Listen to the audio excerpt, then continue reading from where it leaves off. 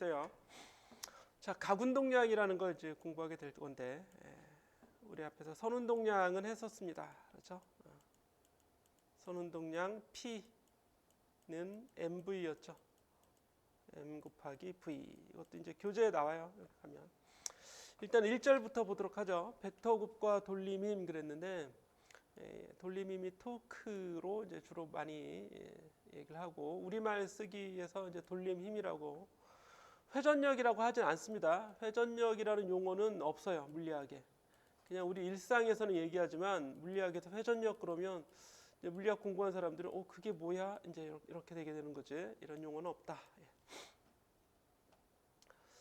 자, 그래서 벡터곱 토크를 구할 때 이렇게 구합니다. 그렇죠? 앞에서 잠깐 설명을 했었죠. 토크 구할 때. 그래서 R 크기로는 RF 사인 두 벡터가 이루는 사이각 이렇게 해주면 이 크기가 되는 거고, 방향은 R에서 F로 오른손으로 회전시켜요. R 방향에서 R이 오른쪽이고 F가 위쪽이다 그러면 R에서 이렇게 F로, F가 오른쪽이고 R이 위쪽이다 그러면 R에서 F로 이렇게 오른손을 가지고 회전을 시켰을 때 그 축방향 또는 엄지손가락 방향이 되죠. 그래서 똑같이 어떤 C 벡터는 A 벡터 곱하기 B 벡터, 문자만 달리 써놓은 거죠. 그냥 우리는 그대로 하던 대로 하면 됩니다. 그래서 오른손 법칙이 적용이 된다는 벡터 곱하기 A가 이런 방향이고 B가 이런 방향일 때, 물론 이제 시작점이나 이렇게 이제 향하는 방향, 시작점을 같은 방향, 같은 점에다 두고 A에서 B로 오른손으로 감아주면, 이건 손가락으로 감아줬죠. 손가락으로 감아줬을 때 엄지손가락을 쫙 펴주면 이게 바로 토크의 방향이 되는 거죠. R, F, 타우 이렇게 하죠. 이렇게 되겠죠. 이게 타우는 R, F 이렇게 적용이 되는 거죠. 이걸 뭐 크로스곱 또는 외적이라고 하고, 우리말로는 뭐 가위곱, 이게 가위표 같잖아요. 가위표죠. 가위곱. 근데 이 벡터의 연산은 이제 순서를 달리하면 방향이 바뀌죠. 여기 방향이 바뀌는 걸 알 수 있습니다. 위아래가 바뀌는 거니까. 그래서 이런 걸 이제 교환 법칙은 적용되지 않는다. 교환 법칙은 성립하지 않는다. 이렇게 얘기를 하게 됩니다. 자, 이렇게 해서 뭐 자세한 건 하지 않겠습니다. 넘어가도록 하죠. 그런데 이제 벡터로 표현하는 경우에 간혹 R 벡터, F 벡터의 방향이 주어지고 성분으로 이렇게 나오는 경우가 있을 수 있어요. 이거는 정말 이제 벡터곱을 공부해야지만 알 수 있겠죠. 이게 이제 R 벡터고 얘가 F 벡터인 경우 토크 벡터는 어떻게 구하냐? 이렇게 구한다고요. 이렇게 구하는데, 여기에 R의 X 성분, R의 Y 성분, R의 Z 성분, 여기 F의 X 성분, Y 성분, Z 성분을 써놓고, 그러면 토크의 X 성분, Y 성분, Z 성분은 어떻게 구하냐면 이런 연산으로 구해요. 이게 이제 행렬식 연산입니다. 행렬식. 여러분들이 공대라면 당연히 행렬에 대해서 공부를 하겠죠. 공대, 공학과나 뭐 거의 다 대부분이 자연대 공대일 테니까. 근데 만약에 이제 행렬에 대해서 안 한다. 근데 컴퓨터공학과 같은 경우에는 컴공과 정보 이런 데 따지는 데서는 이런 건 공부를 하긴 하죠. 그리고 행렬을 사용해서 훨씬 더 쉬운 뭐 방정식 풀이를 한다든지, 쉽게 방정식 풀이를 한다든지, 아니면 어떤 데이터를 다룬다든지 그럴 때는 행렬로 표현되는 경우가 많이 있습니다. 자기 전공이 꼭 공대가 아니더라도. 그래서 행렬 구하는 방법은 이렇게 대각선, 요거 마이너스 이거 이런 식으로 하는 거죠. AZBX 마이너스 AXBZ, AXBY 마이너스 AYBX 이런 식으로 이제 하는 겁니다. 이렇게 대각선끼리, 여기는 플러스고 이건 마이너스로 합니다. 그렇죠? 행렬식을 구할 때 이게 일행 1열, 일행 2열, 일행 1열, 이게 2행 1열, 2행 2열 이렇게 되죠. 그래서 이게 짝수가 되면 플러스가 되고, 이게 홀수가 돼서 곱해지면 마이너스가 돼요. 뭐 그런 얘기는 관두고, 어쨌든 이렇게 구하는데 뭐 시험 문제에 출제하진 않겠죠. 하지만 날 수도 있다. 우리 시험 말고 다른 물리학 시험, 다른 물리학 시험이거나 뭐 수학에서 이런 게 나온다면 이렇게 어떻게 하냐면 얘를 구할 거야, 이 성분을 구할 거야. 그러면 얘가 지나가는 건 다 제거합니다. 이렇게. 그럼 요거만 남죠. 요거만 가지고 I 성분을 구해요. 이게 이거라고요. 이거 행렬식을 가지고. 근데 제2 성분을 구할 거다 그러면 제2 성분을 교차하는 행과 열을 싹 지워요. 그럼 나머지 남는 건 AX, AZ, BX, BZ 이거죠. 근데 얘는 방의 부호를 바꿔요. 그래서 AZ가 왼쪽으로 오고 BX 이게 오른쪽으로 가고 이게 왼쪽으로 갑니다. 이게 부호가 바뀌기 때문에 그러는 거예요. 본래 이제 마이너스 이거의 마이너스거든요. 마이너스. 그게 이렇게 나오는 겁니다. 이거 좀 특이하죠? Z 성분은 그대로 갑니다. 이게 왜 그러냐면 아까 얘기했듯이 예를 들어서 J는 이게 1이잖아요. 1행. 그리고 2죠. 2열. 그럼 이게 홀수예요. 홀수. 1과 2 더하면 홀수죠. 홀수가 되는 건 부호를 바꿔서 해줘야 돼요. 근데 K 성분 같은 경우는 K 성분을 구할 거다 하면 1, 3이죠. 1, 3. 그럼 짝수예요. 짝수는 그대로 갑니다. AX, AY, BX, BY가 여기 그대로 하는 거예요. 수학에서 행렬 공부하면 알 수 있어요. 자세히는 하지 않고 이런 식으로 한다. 넘어가겠습니다. 내가 나는 물리학을 전공했잖아. 물리학을 전공해서 대학을 갔는데 물리 수업은 여러분들하고 똑같이 대학교 1학년 때 일반 물리학만 하는 겁니다. 일반 물리학. 물리 수업은 일반 물리학을 수업을 하고 나머지는 다 다른 공대하고 다 똑같은 수업을 해. 그래서 내가 물리학과가 맞나? 물리학을 전공하러 왔는데 수학만 배우고 있어요. 수학, 미적분학, 수학, 뭐 일반 수학, 공업 수학, 무슨 수학. 그래서 원래 수학을 이렇게 많이 해야 되냐? 우리끼리 이제 하는 얘기가 우리는 수학과야 물리학과야 그러든지 수학과 학생들한테 친구들한테 물어봐요. 너희들은 도대체 뭘 배우냐? 그러면 우리보다 한 과목 더 배우더라고. 한 과목 같은 수학 걔네들은 수학과 우리는 물리학과인데 한 과목 정도 집합 뭐 이런 거 있죠. 좀 세분화해서 그런 걸 배우더라고.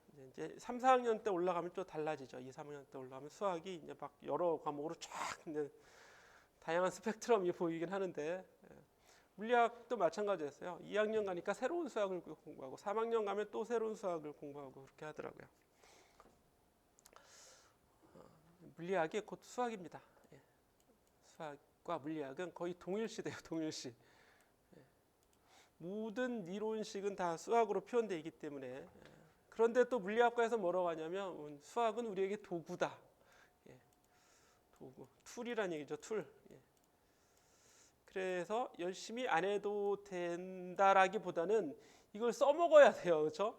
도구가 어떻게 나오고 이거는 이제 수학과에서 하는 거고 얘를 이제 적재적소에 막 써먹어야 돼. 그게 물리학에서 수학을 바라보는 수학입니다. 그렇죠? 그러니까 이거 행렬을 해야 돼? 해야 되죠. 그렇죠? 해야 돼서 써먹을 수 있어야 된다고 이걸 배웠는데 내가 못 써먹어? 그러면 뭐 의미가 없는 거죠.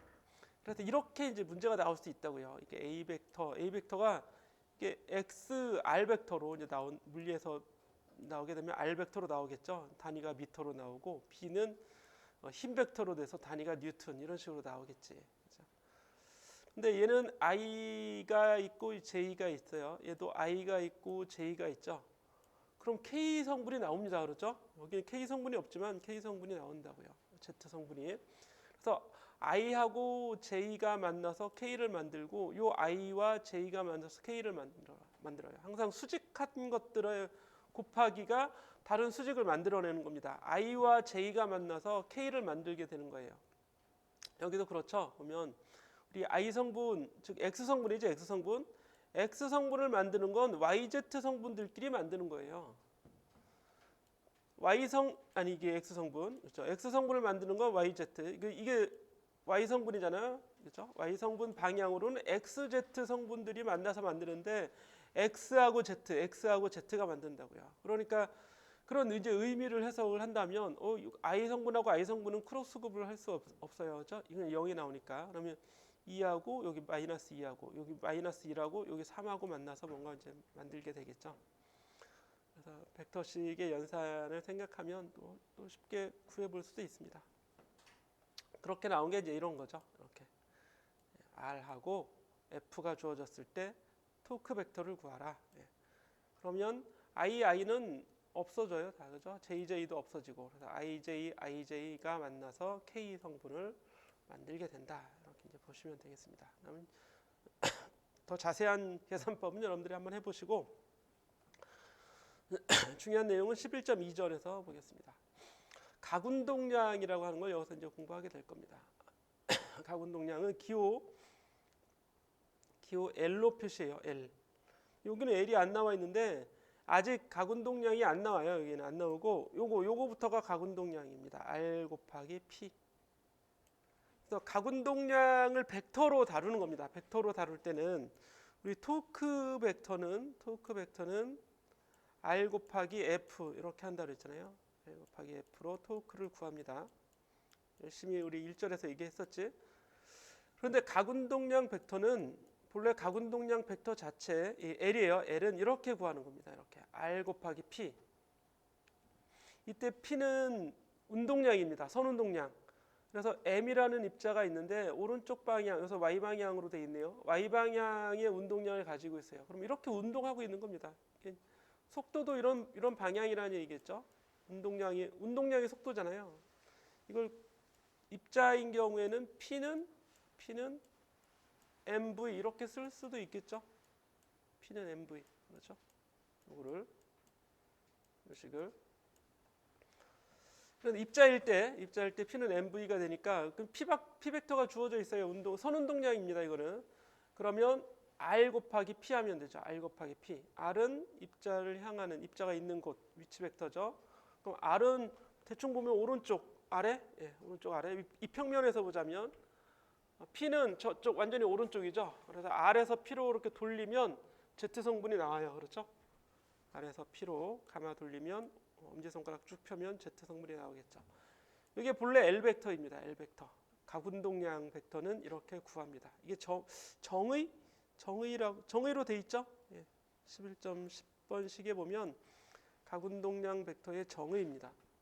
근데 이 정의는 이렇게 나와 있지만 얘를 써먹는 거는 이렇게 이거 자체가 이제 정의인 거지. 써먹을 땐 이렇게 써먹는 거예요. 이렇게. 토크를 구해보니까 R 곱하기 F였어요. 이거 그냥 R자임이라고 하고 시그마 다 없애버립시다. 시그마 다 없애자고요. 그럼 RF인데 RF가 토크죠. 토크는 RF. 근데 F는 dP dt예요. 그렇죠? 이게 입자라면 입자일 때 dP dt로 표현이 됩니다. 뉴턴의 제2법칙에 의해서. 그러면 R 곱하기 dP 더하기 dr 곱하기 P가 되겠죠. 본래. 원래 요걸 구하면 양변에 이걸 더해요. 양변에 이거 별로 없었는데 여기 더한다고요. P 곱하기 dr dt 곱하기 P. 그래서 이게 더해진 거죠. 이 값은 0인데 0을 더하나 마나잖아요. 그렇죠? 0인데 dr dt가 v가 되고 이게 v죠. 위치 벡터를 시간으로 미분하면 여기 v 벡터예요. 그런데 p 벡터도 v 벡터랑 방향이 같다 그랬죠? 근데 방향 같은 것끼리는 곱해봐야 서로 직각인 게 없잖아요. 그러니까 그냥 0이에요. 0이니까 더해도 된다 이런 얘기예요. 0이니까. 이게 더한 이유는 이렇게 이제 벡터에서 두 개의 크로스 곱 외적의 미분 있죠. 그럼 얘가 이렇게 되는 겁니다. 애초에 얘를 이렇게 가져와도 돼요. 가져와도 되는데 이제 교재는 원리적으로 얘를 거꾸로도 가져갈 수 있어야 되죠. 이렇게 가면 얘가 이제 있는데 이거 자체가 0이기 때문에 그냥 없어진다 이런 얘기예요. 그래서 토크는 본래는 이렇게 R 곱하기 P의 미분입니다. R 곱하기 P의 미분. 이 R 곱하기 P의 미분을 아예 R 곱하기 P를 요 안에 들어있는 얘를 가군동량 L로 표현한 거죠. 그러면 F는 dP dT와 같은 형태의 식이 뉴턴의 제2법칙, 그렇죠? 운동량으로 표현한 뉴턴의 제2법칙, 회전에서 뉴턴의 제2법칙, 가군동량으로 표현된 이런 이제 뭘까 대응이 잘 되잖아요, 그렇죠? 예. 그래서 타우는 dL dt 이렇게 표현할 수 있다. 외워야죠, 그렇죠? 보다 일반적인 뉴턴의 제2법칙이라고요. F는 dP dt, 타우는 dL dt 이렇게 암기를 해야 됩니다. 예, 토크의 단위는 토크가 본래 RF잖아요. 예, 이렇게 RF. 단위는 미터 뉴턴이죠. 뉴턴 미터. 이게 이제 대문자부터 씁니다. 뉴턴 미터. 이렇게 점을 찍어주는 게 좋아요. 점을 찍습니다. 그런데 우리 E를 구할 때 E는 힘 도트 내적, 그죠? 내적 델타 x 또는 뭐 d 벡터, 변이 벡터 이래서 힘이 하는 일을 구했었잖아요.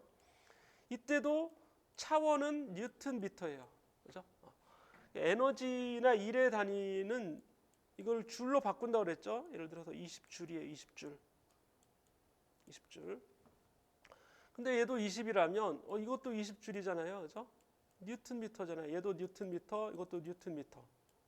20줄이라고 쓰면 되냐? 이러면 안 됩니다. 이러면 토크를 구했는데 뉴턴 미터가 나왔어. 뉴턴 미터 앞에서 줄이라고 했으니까 줄이라고 할 거야. 이러면 안 돼요. 줄은 일과 에너지의 단위이지 차원은 같아요. 차원은 같지만 단위가 같진 않다 이런 얘기입니다. 그 토크는 줄로 바꾸지 않고 그냥 둬야 돼요. 어떤 책에는 소문자부터 씁니다. 20m 뉴턴 이렇게 쓰는 책도 있어요. 그런데 대개 대문자를 먼저 쓴다. 이렇게 쓰면 미터 뉴턴이 아니라 밀리 뉴턴이 돼버리겠죠. 잘못 읽으면, 그죠? 그래서 대문자부터 쓰는 게 좋아요. 그러면 왜 줄로 바꾸지 않냐? 이 토크는 힘이 가해지고 있는 상태를 나타내는 거지. 힘이 가해져서 물체가 움직이는 것과는 별개입니다. 힘이 가해져서 물체가 움직이면 그 힘이 한 일을 우리는 줄로 이렇게 바꿔주는 것뿐이고, 토크는 힘이 가해지고 있다 이런 뜻이에요. 힘이 가해지고 있다. 그래서 이제 보시면 되겠습니다. 그리고 이제 가군동량의 단위를 여기서 이제 가군동량 단위 얘기하려고 하는데 R은 미터죠. 미터 쓰면 되고, 이거 MV잖아요. 운동량 MV. M은 킬로그램, 속도는 미터 퍼 세크 이렇게 되겠죠. 본래 미터에다가 또 미터 퍼 세크를 곱했으니까 미터 제곱 퍼 세크가 됩니다. 이게 가군동량의 단위가 되는 겁니다. 복잡하죠. 가군동량의 단위는 여기 이렇게 나와 있습니다. 그런데 이걸 보면 이게 뉴턴 미터잖아요. 뉴턴 미터가 토크의 단위죠. 얘는 따라서 가군동량은 뉴턴 미터 곱하기 초를 해도 되겠지. 뉴턴 미터 초. L은 토크 곱하기 시간이 될 테니까 뉴턴 미터 초. 이렇게는 잘 안 써요. 써도 틀린 건 아니지만 이렇게는 잘 안 쓰고 그냥 미터 초를 다 쓸 거라면 그냥 킬로그램 미터 제곱 초로 이렇게 표현을 하는 게 좋겠죠. 기본 단위로 오히려 다 풀어주는 게 더 좋다. 자, 이 정도 하시고 넘어가겠습니다.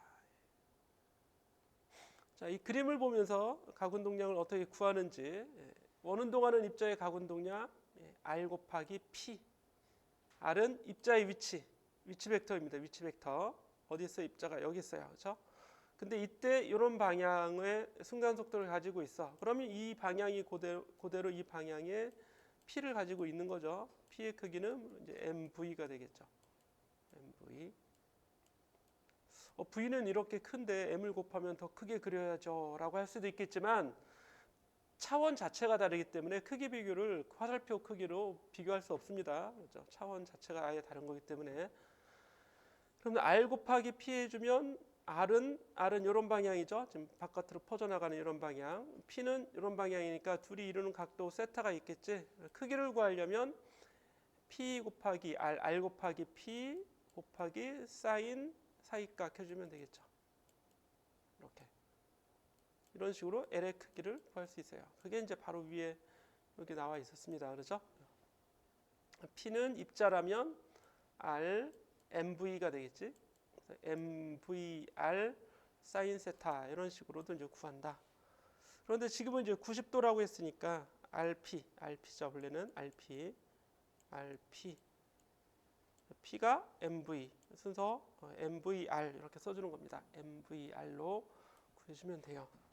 그랬더니 그냥 RP잖아요.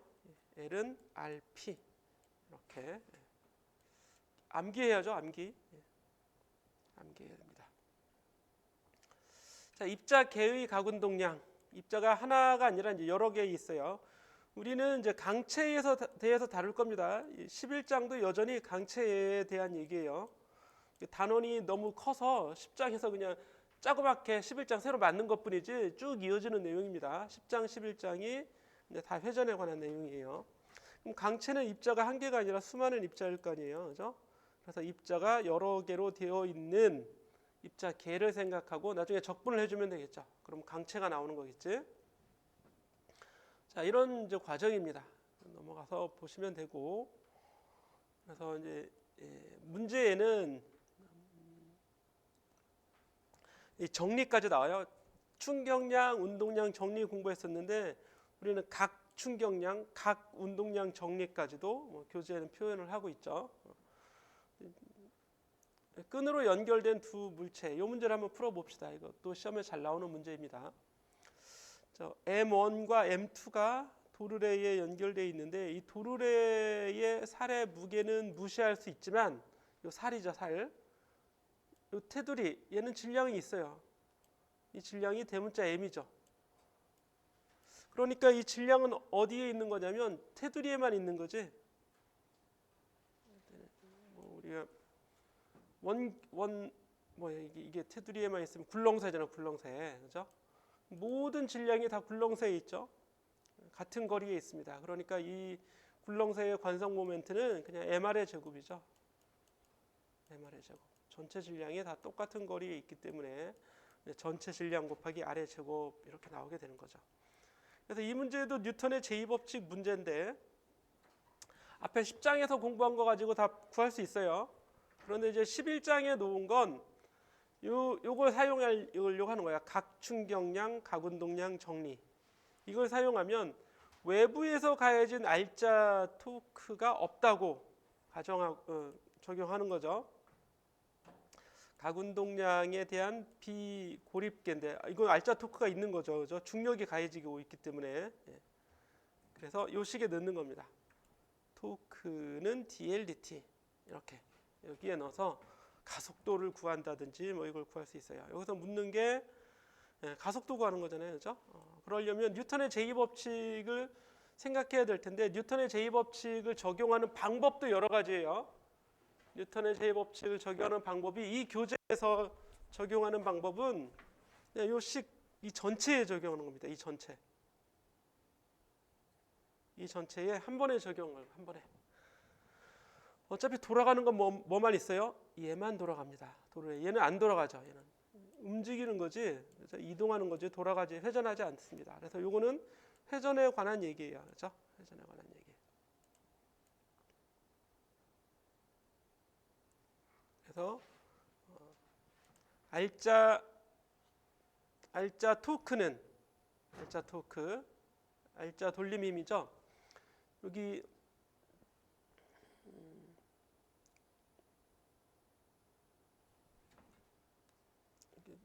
여기 있네요. 그렇죠? L에 대해서 구해 보면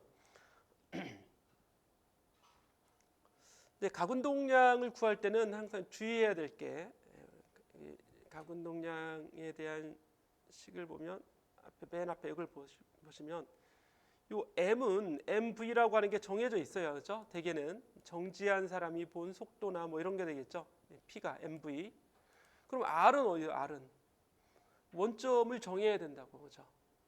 원점이 예를 들어서 난 이 점에 대해서 정할 거야. 그러면 고리가 달라지잖아요. MV는 똑같더라도. 즉 각운동량은 절대적인 크기가 없어요. 토크와 마찬가지입니다. 토크와 마찬가지로 기준점을 정해야지만 이게 구해지는 겁니다. 기준점을 정하지 않으면 이거 자체가 구해지지 않는다 이런 얘기예요. 그래서 여기서는 이 문제에서 그러면 토크나 각운동량의 기준점을 원점을 어디로 정할 거냐, 이제 이게 문제가 되는 거죠. 근데 회전하는 게 있으면 회전하는 그 고정된 회전축을 기준으로 잡는 게 편합니다. 그죠? 실제 그 점에 대해서 회전하고 있으니까 그 원점 고정된 회전축에 대해서 잡는 게 오히려 편할 수 있어요. 하지만 실제로는 어느 점에 대해서 구해도 돼요. 원점을 우리가 정해놓은 건, 원점을 정하는 건 문제를 푸는 사람이 정하는 거기 때문에, 예를 들어서 난 이 점에 대해서 정할 거야. 그러면 이 점에 대해서 M1이 만드는 각운동량, M2가 만드는 각운동량, 이 도르래가 만드는 각운동량을 다 구해야 돼요. 복잡하겠지? 그죠? 복잡할 거 아니에요? 예를 들어서 이 도르래가 아니라 이 원판이 이렇게 굴렁쇠가 돌아가고 있어. 그런데 이 중심에서 얘 각운동량을 구하라. 그러면 RP 해주면 되거든요. RP 모두 같은 지점에 있고 속도 다 똑같죠. 모든 지점의 속도가 속력이 다 똑같을 거 아니에요, 그렇죠? 그럼 구하기 편한데 예를 들어서 이 점에 대해서 이 점에 대해서 각운동량을 구하라 그러면 얘의 속도, 이 점의 속도, 이 점의 속도, 거리도 다 다르고 매우 복잡해지겠죠. 물론 좀 간단하게 구하는 방법이 있긴 하지만 어쨌든 복잡하다 이런 얘기입니다. 그래서 회전하는 물체가 있다면 그 회전 중심을 각운동량의 원점으로, 각운동량을 구하는 기준점으로 삼으면 편리하겠죠. 그래서 여기서는 어느 점에 대해서 잡았어요. 이 굴렁쇠 원판, 이 도르래의 중앙점, 도르래의 중심이죠. 도르래 축에 대한 전체 돌림 힘을 구하는 거죠.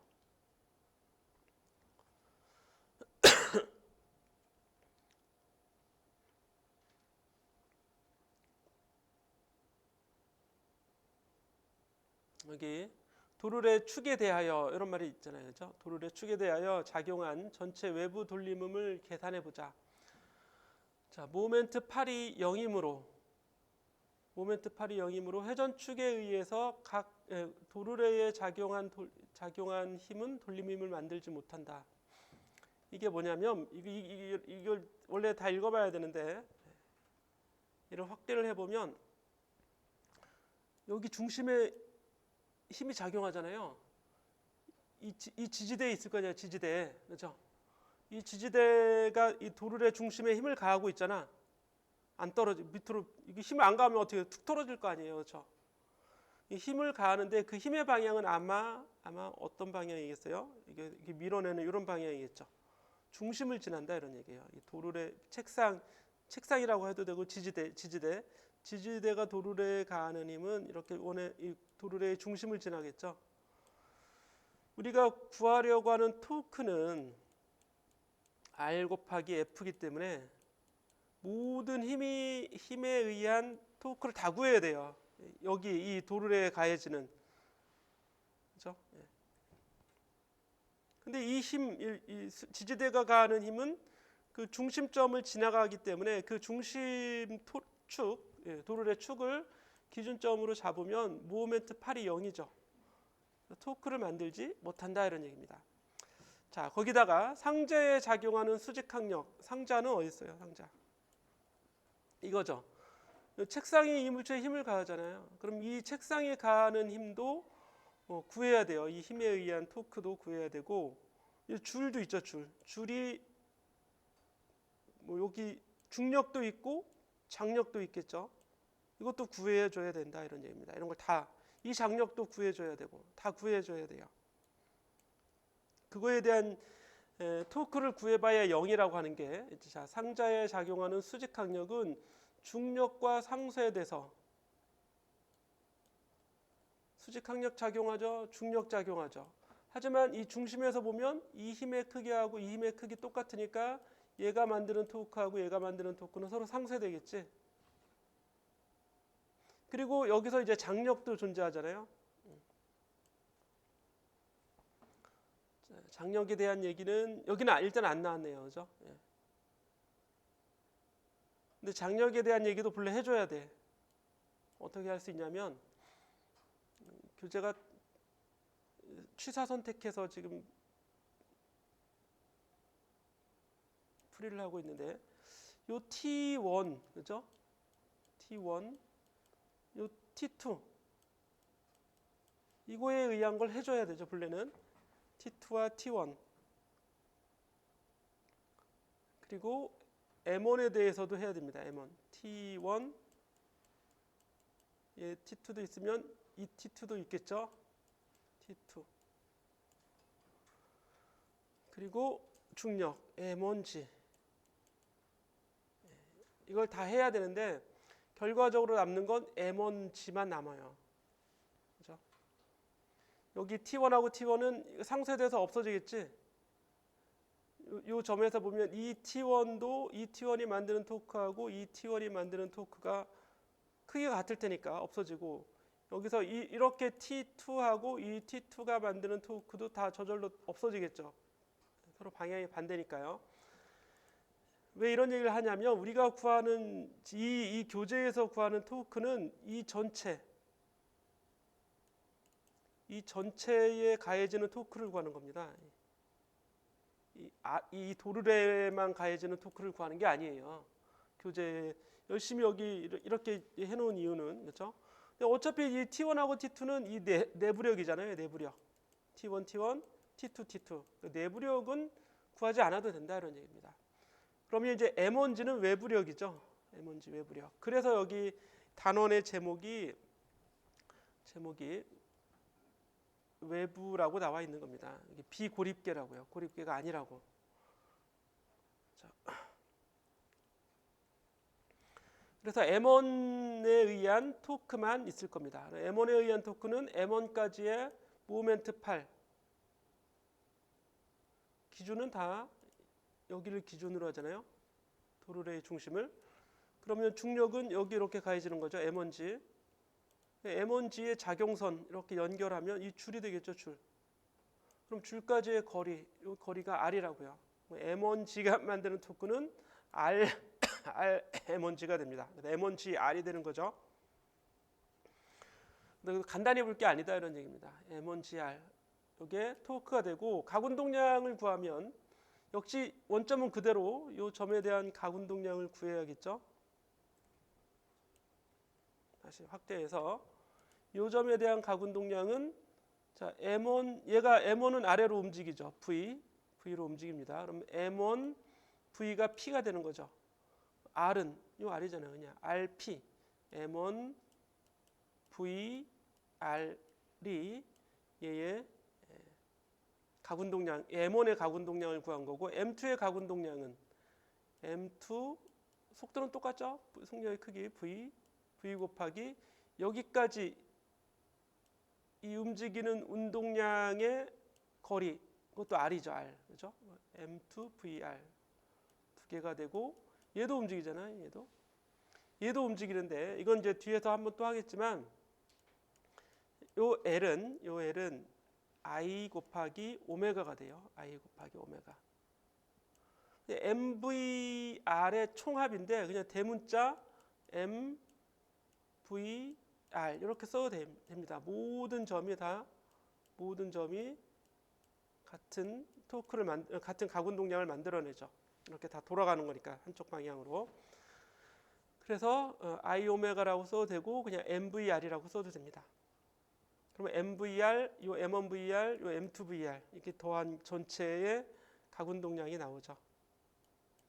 그러면 전체 그냥 MVR이 돼요. 전체 MVR. 그래서 이 식을 이제 넣을 거죠. 요 MVR의 미분 d 오버 dt 미분.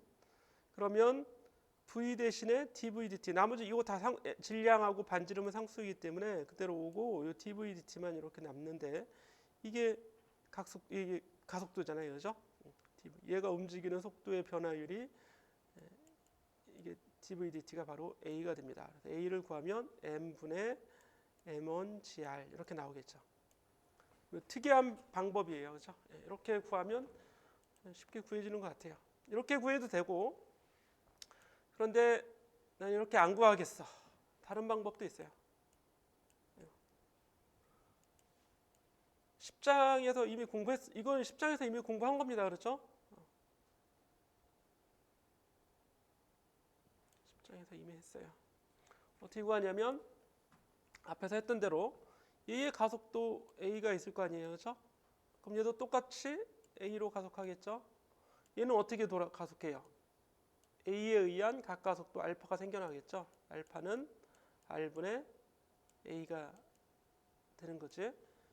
그럼 m1에 대한 뉴턴의 제2법칙 적용합니다. 이렇게 t1 가해질 테고, 이렇게 t2, 얘는 t2 이렇게 가해지겠죠. 그죠? 그래서 아래쪽 방향으로 가속하는 건 R자 힘은 m1g 반대쪽으로 t1이 있는 거고, F는 ma 될 거 아니에요. 그죠? 이런 식으로 하나 만들고, M2에 대해서도 똑같이 써줄 수 있겠죠. M2에 대해서는 왼쪽 방향의 힘만 있죠. T2. 그죠? T2에 의해서 M2A가 되겠지. 마찰은 없을 테니까. 없다고 했으니까. F는 MA가 M2에 적용이 된 거고, 얘는 이제 토크를 계산하면 되죠. 근데 토크는 이쪽으로 가해지는 힘이 더 클 테니까 이렇게 가속이 되는 겁니다. 그래서 T1 마이너스 T2 R자 토크 하면 RT죠. RT. 이게 토크죠. 토크는 I 알파입니다. I는 M R의 제곱. 굴렁쇠, 그렇죠? MR의 제곱 알파. 알파는 R분의 A 이렇게 되는 거죠. 세 개의 식을 연립해서 풀면 동일한 결과가 나옵니다. 이 결과가 똑같이 나오게 될 거예요. 이거는 변변 더하면 T1, T2 만들어낼 수 있잖아요. 아니면 전체를 더하면 되겠죠. 전체. 좌변을 전체 다 더해요. 그러면 T1 마이너스 T1 소거돼서 없어지죠. T2 마이너스 T2 소거돼서 없어지죠. 여기는 R로 나눠주면 R 제곱이 되고 이렇게 약분되겠지. 그럼 딱 이 식이 나오죠. 바로. 그죠? 여기 M, M2, M1 좌변은 M1G만 있는 거니까 쉽게 이런 식을 구해낼 수도 있습니다. 그래서 어떤 방법을 써도 돼요. 교재에 있는 방법을 써도 되고. 자, 11.3절 회전하는 강체의 각운동량. 계속 쭉 이어집니다. 다 각운동량에 대한 거다. 11장은.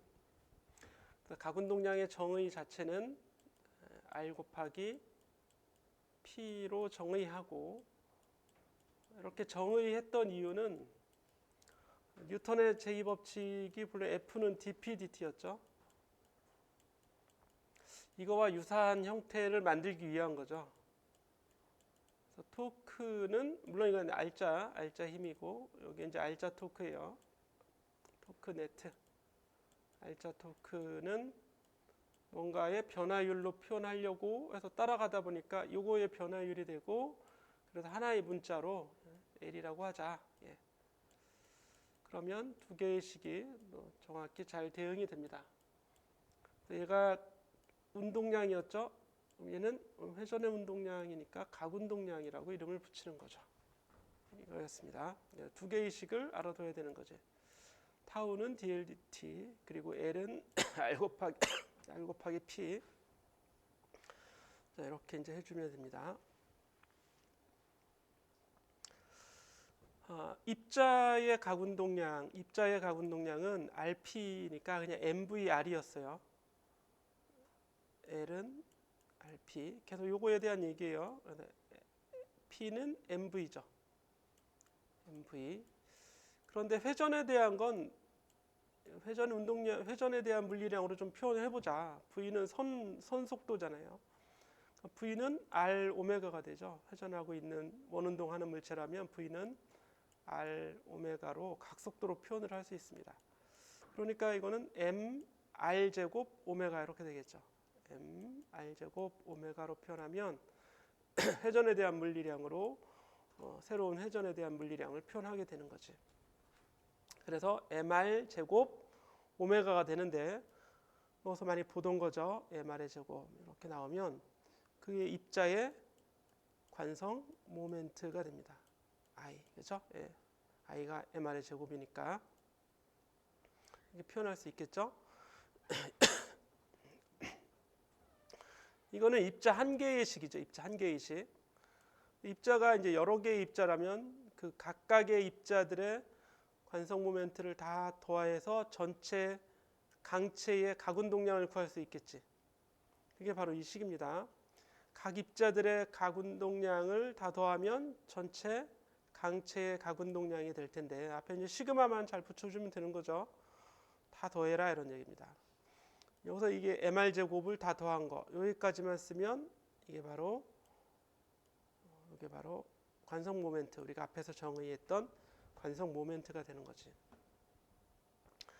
그래서 강체의 가운동량은 L은 I 오메가가 돼요. L은 I 곱하기 오메가. 입자에 대해서 썼던 것도 동일한 형태로 써주면 됩니다. 그런데 여기서 아래 첨자로 Z가 이렇게 붙여져 있잖아요. 그럼 Z 방향의 가운동량이라는 얘기입니다. Z 방향의 가운동량은 XY 평면에서 움직이는 것들에 대한 얘기죠. XY 평면에서 움직이는 것들에 대한 가운동량만 구하는 겁니다. 한 축에 대한 가운동량만 구할 수 있는 거죠. 예를 들어서 나는 X방향의 가운동량이 궁금하다 그러면 YZ 평면에서 돌아가는 즉 X방향을 향할 수 있는 엄지손가락은 이게 YZ 평면에서 돌아가는 거겠지. 네, 이런 형태로 각각의 성분의 L을 다 구해 볼 수도 있습니다. 그 L을 미분한 게 바로 뭐가 되겠어요? dl dt니까 이게 토크가 되겠죠. 돌림 힘이 나오게 되는 겁니다. 타우는 I 알파 이런 식이 나오게 되는 거죠. 여기까지. F는 MA와 같은 식도 동일하게 나옵니다. 그래서 우리 이미 앞에서 했던 회전운동에서의 뉴턴의 제2법칙을 이렇게 표현할 수도 있어요.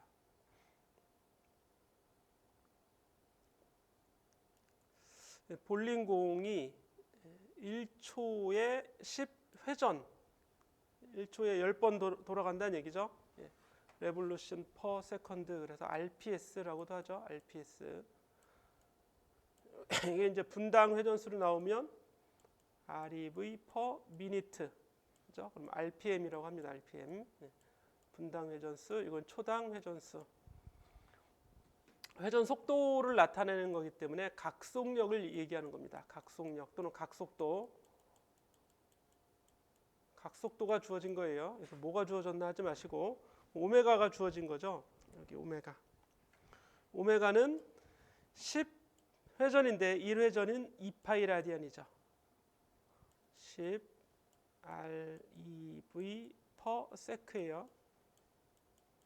10 1회전은 2파이 라디안입니다. 2파이로 바꿔주면 되고 2파이 라디안 1초는 그냥 1초니까 이렇게 두면 이게 라디안 퍼 세크가 나오죠. 그래서 20이에요. 20 라디안 퍼 세크가 되는 겁니다. 그럼 0.04에다 20 곱하면 20파이죠. 20파이 2.53인데 그냥 파이가 안에 들어가게 써주면 돼요. 굳이 3.14로 바꿀 필요 없이. 그럼 2하고 0.04 곱하면 0.8이죠. 0.8. 0.8파이예요. 그런데 L이죠. L. MVR이죠. L은 RP. 킬로그램 미터 제곱 퍼 세크. 이렇게 써주면 되는 겁니다. 그렇죠? L은 RP. I 오메가로 해도 되죠. I의 각 관성 모멘트의 단위는 mr의 제곱이니까 킬로그램 미터 제곱이죠. 킬로그램 미터 제곱. 그렇죠? I의 단위는 킬로그램 미터 제곱. 오메가는 라디안 퍼 세크인데 라디안은 다른 단위가 오면 없어진다고 그랬습니다. 그래서 퍼 세크만 써주면 되는 거지. 단위 나중에 혹시 단위를 써야 되는데 단위를 안 쓰면 감점입니다. 감점. 단위를 모르겠다 그러면 관련된 물리식을 머릿속에서 막 생각해내면 돼요. L은 I 오메가 또는 dl dt. 예, dl dt가 아니라 타우는 dl dt로 써도 되겠죠? dl dt. 그럼 토크 곱하기 시간. 이게 가운동량의 단위로 써도 되겠네요. 토크 곱하기 시간. 그럼 토크는 I 알파.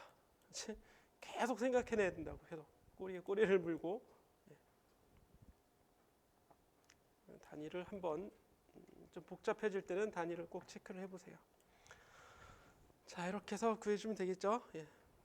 가운동량 자체를 구하는 거기 때문에 이게 이제 주된 문제는 아닐 테고 이제 과정이죠, 과정. 시소가 있습니다.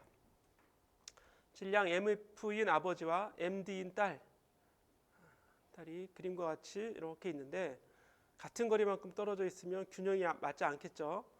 시소의 길이를 L로 잡고 질량이 M인 마찰이 없는 회전하는 강체. 시소 자체에도 질량이 있어요. 평형대의 질량이 대문자 M이라는 얘기죠. 시소 아버지 딸로 구성된 개가 순간 각속력 오메가로 회전한다. 오메가 1대 가운동량의 크기를 구하라 이런 얘기입니다. 오메가 1대 가운동량의 크기를 구하라. 그럼 전체의 I 구하면 되는 거지? L은 뭐예요? L은 I 오메가잖아요. I 오메가. 오메가가 주어졌어요. 그죠? 그럼 I만 구하면 되겠네. 네. 이거 전체의 I는 아빠의 관성 모멘트, 딸도 있으니까 딸의 관성 모멘트, 시소도 있죠? 시소의 관성 모멘트 다 더해주면 돼요. 그죠? 시소는 뭐라고 그럴까 이거? IL? 네, 이렇게. 그래서 오메가만 곱해주면 되는 건데 아빠는 그냥 입자로 해석해야겠죠. 입자. 딸도 입자. 그러면 MR의 제곱이죠. 입자는 M, R은 2분의 L이겠죠. 2분의 L. 양 끝에 있을 테니까 2분의 L 제곱. MR의 제곱. 딸도 마찬가지지. MD 같은 거리에 있다고 했으니까 MD 2분의 L의 제곱. 하나하나씩 써주면 돼요. 그런데 시소는 중심점, 이거 다 중심점에 대해서 구하는 겁니다. 실제로 이렇게 움직이고 있을 테니까 12분의 1이죠. 12분의 1 질량 곱하기 전체 길이 대문자 L이네요. L로 주어져 있으니까 L의 제곱. 이게 전체 I가 되는 겁니다. 그렇죠? 곱하기 오메가만 해주면 가운동량의 크기 L이 구해진 거예요. 이렇게 구하면 됩니다. 그래서 L을 구하라 그러면 앞에서처럼 RP 이러고 있으면 안 돼요. 이제 RP는 뭐예요? 입자 한 개의 가운동량을 구할 때 RP인 거지. 입자 한 개. 입자가 여러 개라면 이거 다 더해줘야겠죠. 적분해줘야 된다고. 적분. 시그마를 하거나. 그런데 얘는 연속체이기 때문에 시그마로 표현하면 안 되고 적분으로 표현해야겠죠. 이 적분을 어떻게 하겠어요? 이 적분 할 수 있으면 하고. 물론 이 적분 하기 쉽죠, 그렇죠? 막대 적분. 우리 I도 구했는데, 그렇죠? I도 R 제곱 DM도 구했었잖아요. 그렇죠? MR의 제곱. 이것도 묻고 가겠어요. 이거는 어떻게 구해요? R MV죠, MV. 그러니까 MV R 제곱. R 오메가 V가 R 오메가니까 MR 제곱 오메가 다 해주면 돼요, 그렇죠? 네, 그렇게 해줬습니다. 귀찮잖아. 적분까지 하려면 이렇게 I 오메가 해주면 되지. 이미 구해놓은 I가 있으니까. 그래서 앞으로 이제 문제에 나와서 L을 내가 구해야겠다 그러면 RP 적분해서 구하는 게 아니라 I 오메가로 그냥 구하면 된다고요. I는 어떻게 구해요? I 구하는 단원에서 이미 공부했었잖아요, 그죠? 거기서 구해오면 되는 거니까 얘를 구하기는 아주 쉬워진다. 물론 이때의 L의 방향은 어느 방향이에요? 이거 크기만 구했죠? 방향도 구해야겠죠? 방향은 이렇게 회전하고 있으니까 감아주면 나오는 축방향이죠. 축방향. 그죠? 이렇게. 이 5점에서 나오는 방향. 나오는 걸 이렇게 점으로 많이 표현합니다. 근데 이게 딸이 무거운 딸이요. 무거운 딸일 수도 있지. 아빠보다 더 무거울 수도 있잖아. 그럼 오른쪽으로 이렇게 회전할 수 있겠지? 그럼 감아주면 들어가는 가운동량이 될 수도 있어요. 항상 아빠가 딸보다 무거울 일이라는 건 없잖아. 그렇죠? 세월이 흐르면 반대가 됩니다. 그렇죠?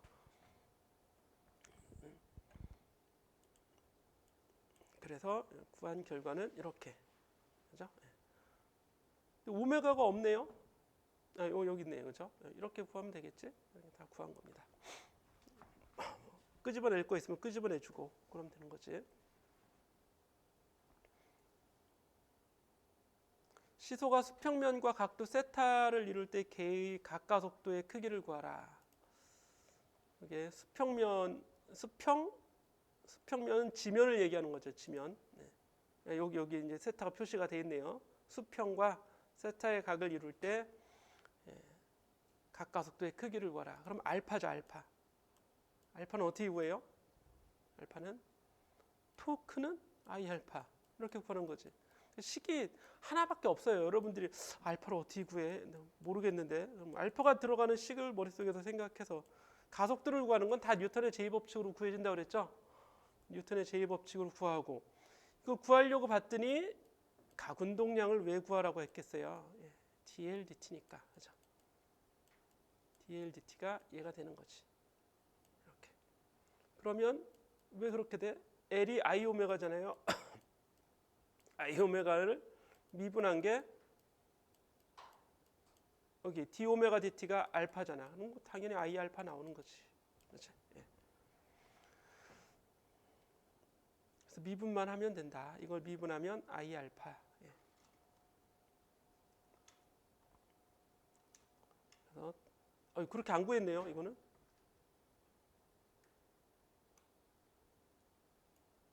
이거 미분하면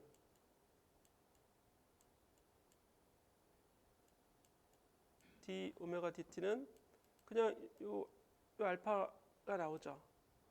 토크를 구해야겠지. 이거는 하나의 식이고 이건 하나의 식이고 알파는 i분의 토크죠. 알파는 따라서 i분의 알자 토크를 구해줘야겠지. 그렇죠?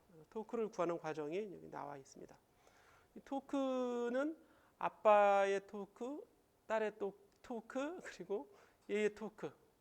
이거 뭐야? 시소의 토크. 전체 알자 토크니까요, 그죠? 토크 네트니까 전체 토크를 구하라는 얘기입니다. 그럼 아빠에게 가해지는 힘은 중력, 딸에게 가해지는 힘도 딸의 중력. 이렇게 이제 가해지겠죠.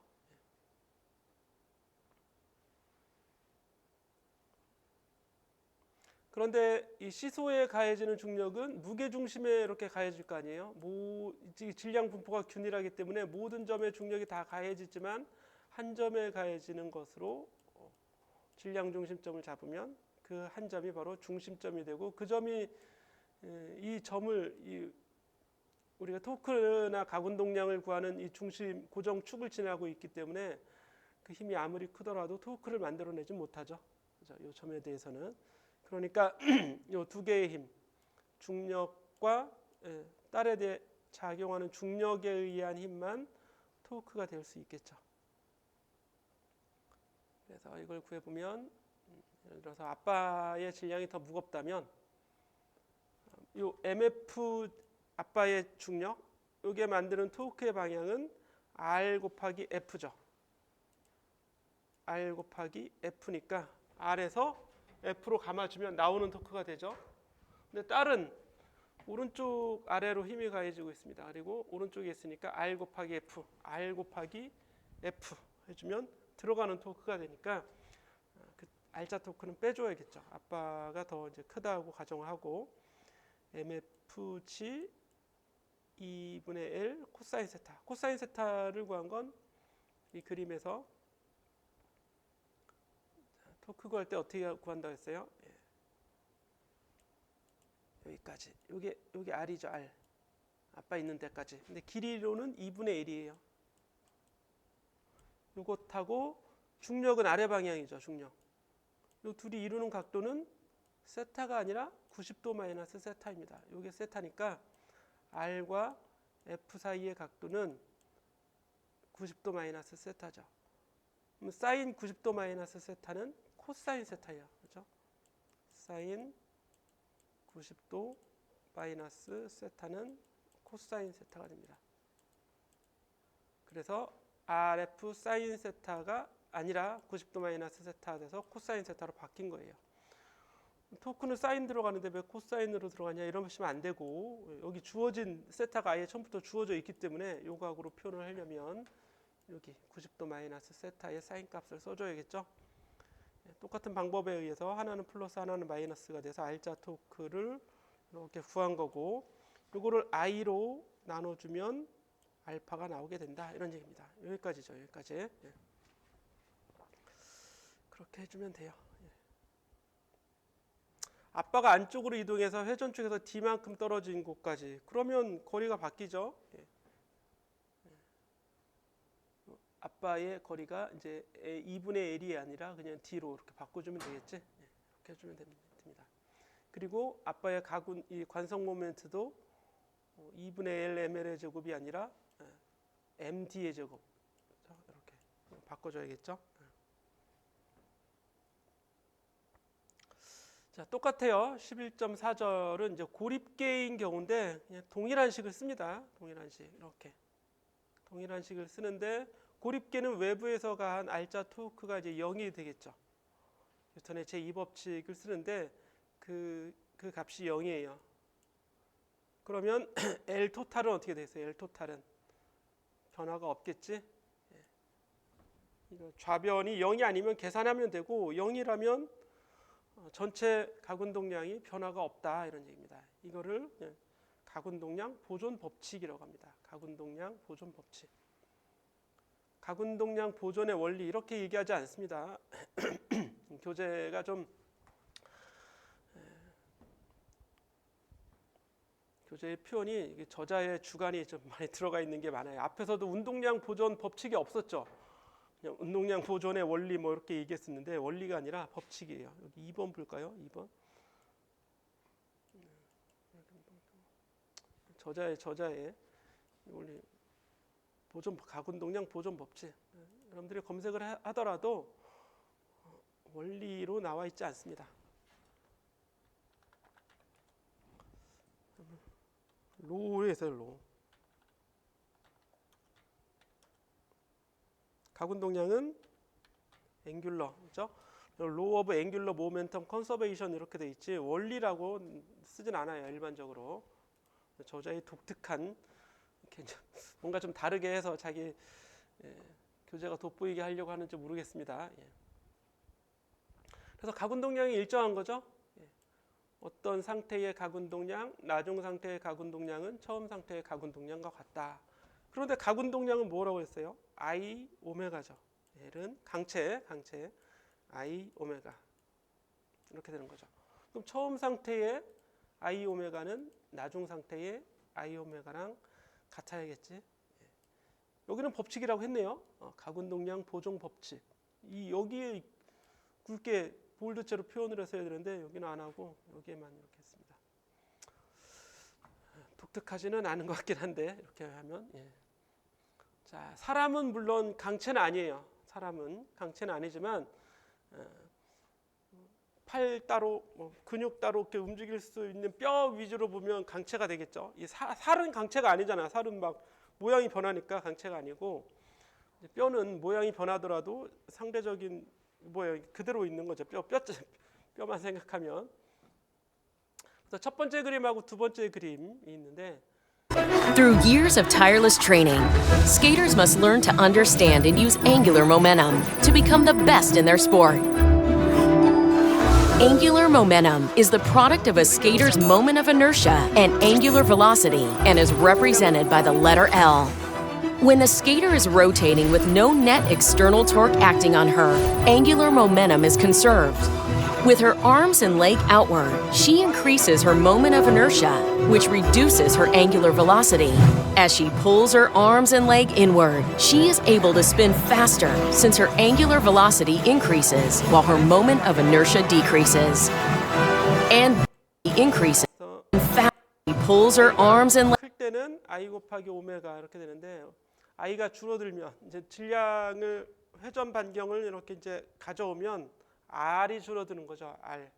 M은 그대로지만 R이 줄어드니까 MR의 제곱에서 R이 줄어들으니까 I가 역시 줄어들게 되고, 그럼 오메가가 leg inward. She is able to spin faster since her angular velocity 꼭 꼭 스케이트만 그런 게 아니라 뭐 다이빙 같은 데서도 그렇게 할 수 있고. 시끄럽네.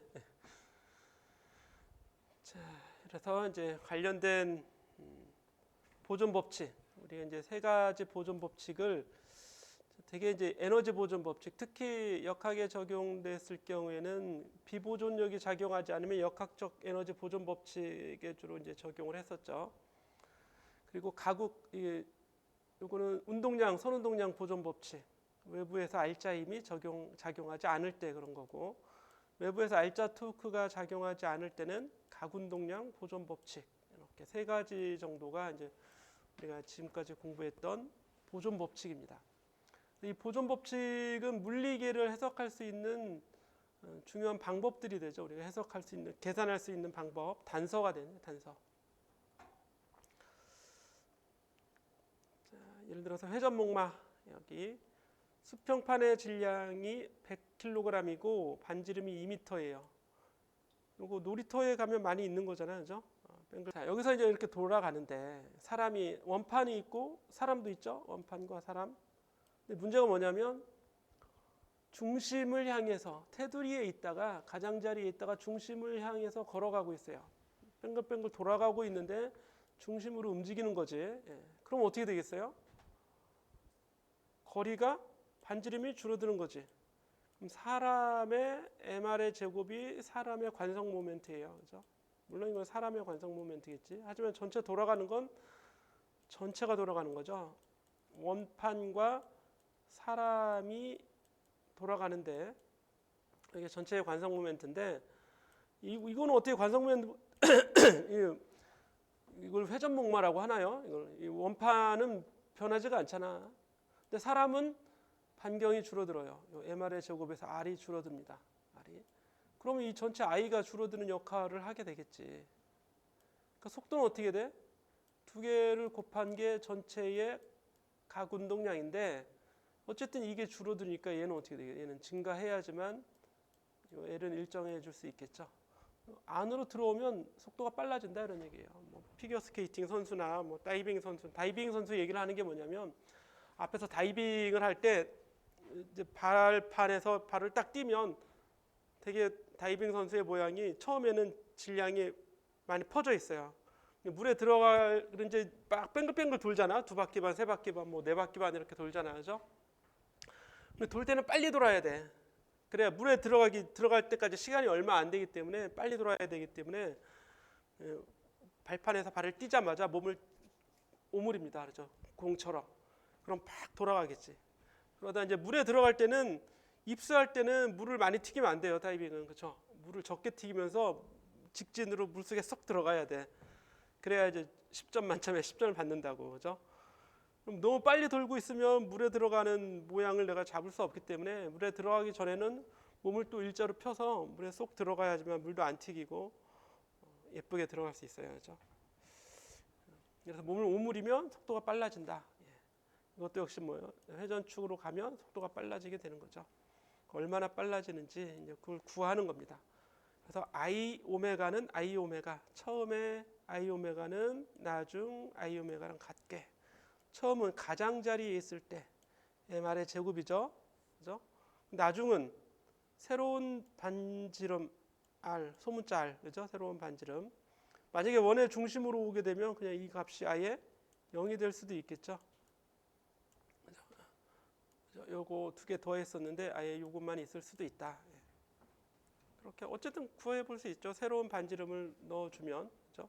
0.5m가 되면 여기 0.5를 대입해라 이런 얘기죠. 여기다가 2m에 있던 게 이제 만약에 원의 중심으로 왔다 그러면 속도는 더 빨라지겠지. 자, 문제를 또 낼 때는 운동 에너지도 한번 비교하는 문제를 낼 수 있어요. 운동 에너지. 그러니까 L에 대한 각운동량 보존 법칙만 내면 문제가 너무 심플해지니까 이게 그럼 운동 에너지 어떻게 되는지 한번 비교해 보자. 운동 에너지를 구하면 처음 운동 에너지는 2분의 1 I 오메가 제곱이죠. 880이 됩니다. 그럼 나중 각속도를 여기서 구해서 그죠? 나중 각속도를 구해서 나중 관성 모멘트 I 오메가 제곱 2분의 1 I 오메가 제곱을 했더니 커졌어요. 그죠? 더 증가했죠. 운동 에너지가 증가했다는 얘기는 뭐 때문에 증가한 거야? 운동 에너지가. 여러분 이걸 좀 타봐야겠지. 오늘 집에 가서 놀이터에 있으면 한번 타보세요. 내가 테두리에 있다가 가운데로 오려면 저절로 와지지 않습니다. 그렇죠? 힘을 내야 돼. 힘을 내서 내가 발로 밀고 이것도 잡고 힘을 내야지만 가운데로 올 수 있어요. 일을 해야 된다고 여러분들이. 여러분들이 하는 일이 이 운동 에너지를 증가시킨 겁니다. 그렇죠? 나는 회전하는 방향으로 움직이지 않았는데, 회전하는 방향으로 움직이질 않았지만 여러분들이 걸어가려면 이걸 잡고 가야 된다고. 저절로 걸어가요. 그렇죠? 이 방향이 변하고 있으니까 내가 잡고 가면서 힘을 주는 게 내가 일을 한 거야. 일을 해서 에너지를 증가시킨 겁니다. 암암리에 돌아가면서 돌아가는 속력을 더 빠르게 일을 했다 이런 얘기입니다. 마치 이 테두리 밖에서 내가 힘을 줘서 얘를 돌리는 것처럼 안에서도 그렇게 일을 할 수 있다는 얘기예요. 그래서 운동 에너지를 얼만큼 증가시켰어요? 거의 한 2배 정도 되게 증가시켰네요. 그렇죠? 근데 이걸 구할 때 이렇게 숫자를 넣어서 구하는 건 바람직하지 못합니다. 이렇게 숫자를. 내가 어딘가 틀렸어 그럼 어디서 틀렸는지 알 수가 없어요. 그래서 어떻게 하냐면 대개는 이제 비율을 구하라고 합니다. 나중 운동 에너지분의 처음 운동 에너지의 비율을 구하라. 이런 식으로 이제 문제를 주어져요. 아니면 증가된 운동 에너지, 변화된 운동 에너지는 얼마냐? 그럼 델타 K를 구해 주면 되겠죠. KF-KI 이렇게 구하면 됩니다. 이렇게. 이때는 이제 숫자를 할 수 없이 넣어줘야 되는데 이때도 그냥 이걸 다 이렇게 구하지 마시고 잘 보시면 이렇게 할 수 있어요. 2분의 1 I 오메가 제곱이잖아요. 그렇죠? 오메가 제곱은 오메가 곱하기 오메가예요. 처음 I 오메가 제곱은 오메가 곱하기 오메가죠. 그런데 나중 I 오메가나 처음 I 오메가는 같잖아요. 그렇죠? 이건 같다고요. 똑같아요. 그래서 2분의 1 처음 값만 II 오메가 I 처음 값만 구해서 이건 어차피 같은 거니까 그럼 괄호해서 나중에 뭐만 구하면 돼요? 오메가 F 마이너스 오메가 I만 구하면 되지 여기다가 I 제곱 오메가 F, 나중 IF를 굳이 구해줄 필요가 없다고요. 이 식을 쓰면 나중 IF를 구해야 되잖아. 그죠? 근데 I 오메가는 일정한다고 했으니까 I 오메가를 처음 I 오메가 주어져 있는 것만 쓰고 오메가 F만 구하면 되죠. 오메가 I 이렇게 이 차이만 얘만 구하면 되지 굳이 IF까지 열심히 구해주려고 하면 더 힘들잖아요. 그죠? 머리 쓰는 건 머리를 좀 써보자 이런 얘기입니다. 그리고 이 비율을 구하는 거 역시 2분의 1은 똑같이 있으니까 없어지고 I, F, 오메가 F의 제곱 이렇게 되겠죠? I, 오메가 I의 제곱 이렇게 되겠지.